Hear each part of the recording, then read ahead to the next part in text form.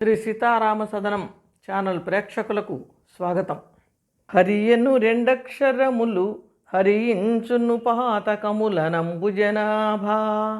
హరినీ నామ మహత్వము హరిహరి పొగడంగవశమే హరి శ్రీకృష్ణ.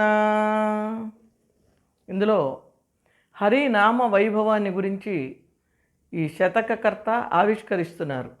నారాయణ నామ వైభవం నిన్న చెప్పుకున్నాం. ఇవాళ హరినామ వైభవం. నారాయణ 4 అక్షరాలు, కృష్ణ 2 అక్షరాలైనా కొంచెం కష్టపడి పలకాలి. హరి అంటానికి అంత కష్టపడాల్సిన అవసరం లేదు, కానీ జాగ్రత్తగా హరి హరి హరి అనాలి. హరి అనకుండా అరి అరి అన్నాం అనుకోండి, శత్రువు అనే అర్థం వస్తుంది. అందుకని హరియను 2 అక్షరములు, హరి అనేటటువంటి 2 అక్షరాలు కనుక పలికితే లాభం ఏంటి? హరించును పాతకముల, పాతకాలు, పంచమహాపాతకాలు అని ఆ పాతకాల్లో కూడా ఇంకా గొప్ప గొప్ప వాటిని ఒక చోటికి చేర్చారు. అలా మహాపాతకాలు కూడా ఈ హరినామ స్మరణం చేత బూడిదైపోతాయి.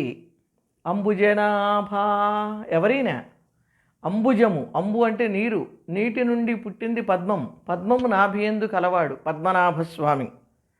హరినీ నామ మహత్వము, హరి ఈ 2 అక్షరాల్లో ఉన్నటువంటి గొప్పతనాన్ని హరిహరి పొగడంగవశమే, నిజంగా కీర్తించటం సాధ్యమవుతుందా? సాధ్యం కాదు అని ఈ పద్యంలో హరినామ వైభవాన్ని చాటారు. ఇందులో మొదటి పాదంలో హరి, 2వ పాదంలో హరి, 3వ పాదంలో హరి, చివరి పాదంలో 3 సార్లు హరి, మొత్తం 6 సార్లు హరి అనే అక్షరాలని కవిగారు కీర్తించారు.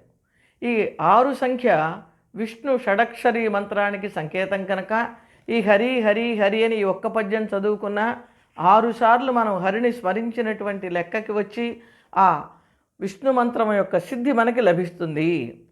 హరినామ వైభవాన్ని చాటినటువంటి వాళ్ళల్లో ప్రధానుడు ప్రహ్లాదుడు.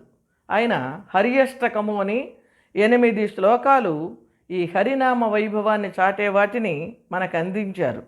హరి అని పలికినవాడు మంచి మనస్సు కలవాడైనా చెడ్డ మనస్సు కలవాడైనా సరే, చెడ్డవాళ్ళు హరినామ స్మరణం చేసినా వాళ్ళ పాపాన్ని కూడా ఈ హరినామ స్మరణం తొలగిస్తుంది. ఇదేంటండి వింతగా ఉంది అనిపిస్తుంది. దానికి ఉదాహరణ చెప్పారు. అనిచ్చయాపి సంస్పృష్టో దహత్యేవ హి పావకః. మన నిప్పు అని తెలిసి తొక్కినా తెలియకుండా తొక్కినా ఆ నిప్పు లక్షణం ఏమిటి అంటే దానికి తగినటువంటి వాటిని కాల్చివేయటం.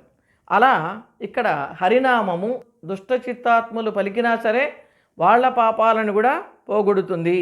ఈ హరినామ స్మరణము ఎన్నో అశ్వమేధ యాగాలు చేసిన ఫలితాన్ని ఇస్తుంది, గోదానం చేసిన ఫలితాలను ఇస్తుంది.